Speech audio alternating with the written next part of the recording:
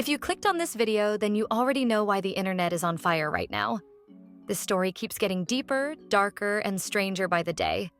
And tonight we're going to go through every single detail that people online are questioning, analyzing, and debating. Because for the first time, a lot of viewers are wondering if the version of events we've been told is the full story, or if someone out there is working overtime to guide the narrative. Before we get started, make sure you hit subscribe. Seriously, this situation changes every hour, and if you want updates without filters or PR edits, you'll want to be subscribed so you don't miss anything. Everything started with one unexpected online post, a message from the wife of Mikey McCoy that spread like wildfire. The moment the screenshots appeared, the internet exploded with interpretations, claims, and theories. People weren't even sure who the message was aimed at, but the timing and the tone instantly sparked questions. Why did she post that? Why now? What does it mean? And why did the posts disappear so quickly?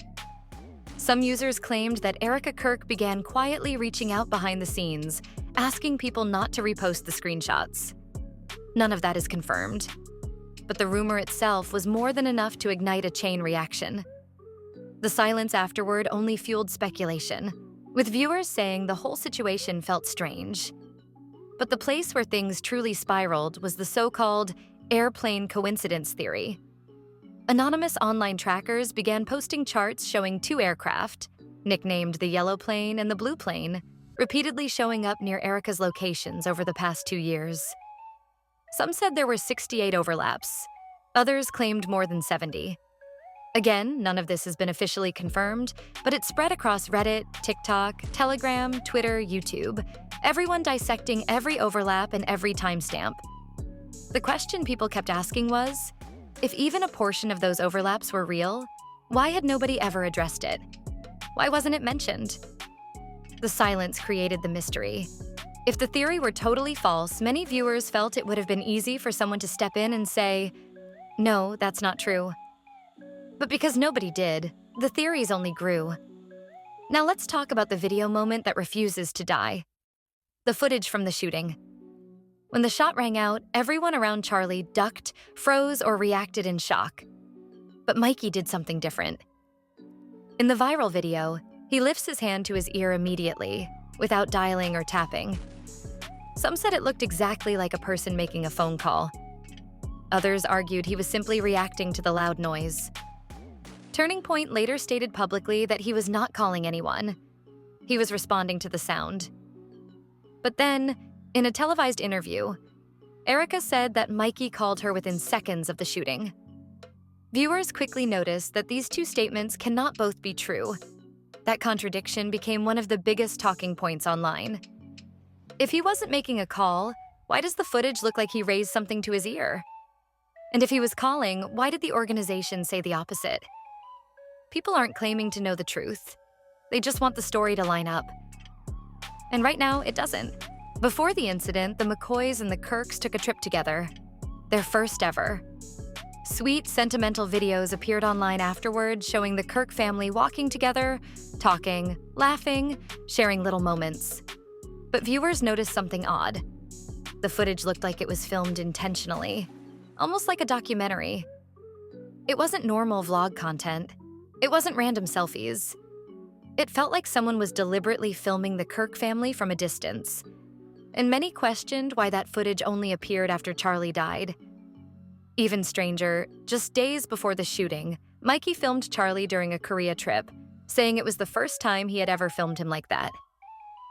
The timing felt too convenient to some viewers, though it could easily be nothing more than coincidence.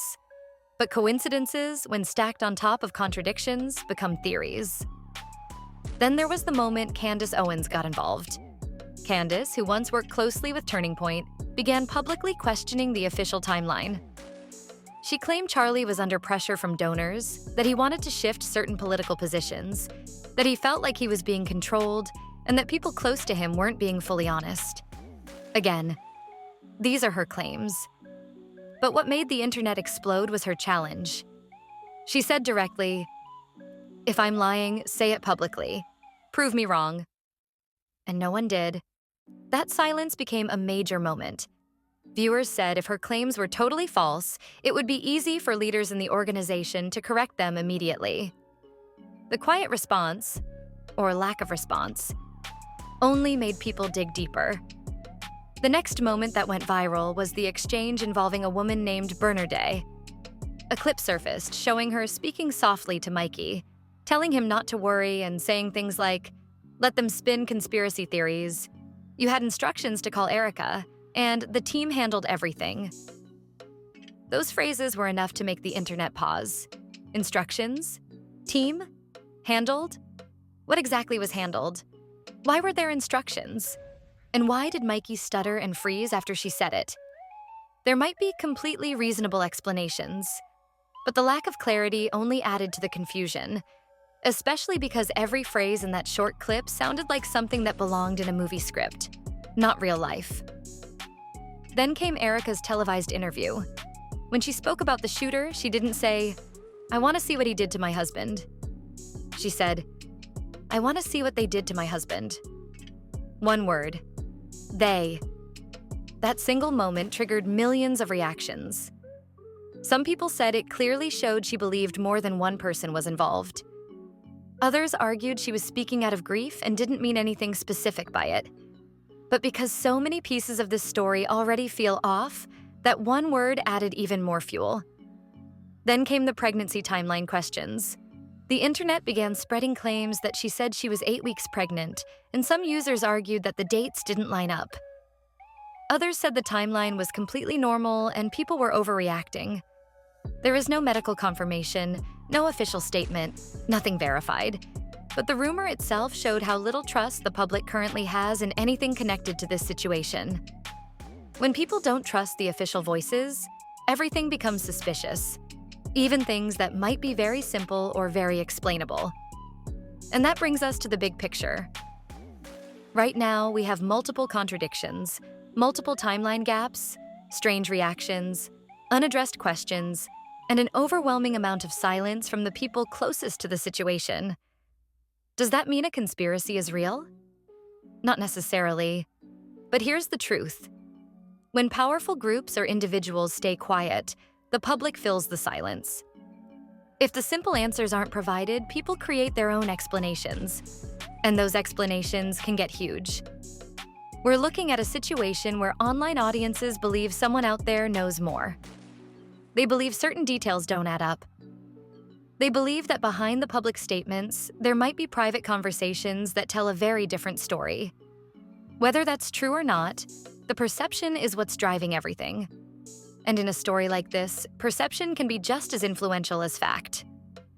So now I want to turn this over to you. Not the media, not political figures, not insiders. You. What do you think? Do you think the timeline makes sense? Do you think the contradictions matter? Do you think the silence is normal? Or do you think someone is avoiding the full truth? Do you believe this is a tragic series of coincidences, or do you think something bigger is happening behind the scenes? Let me know in the comments. I read every single one.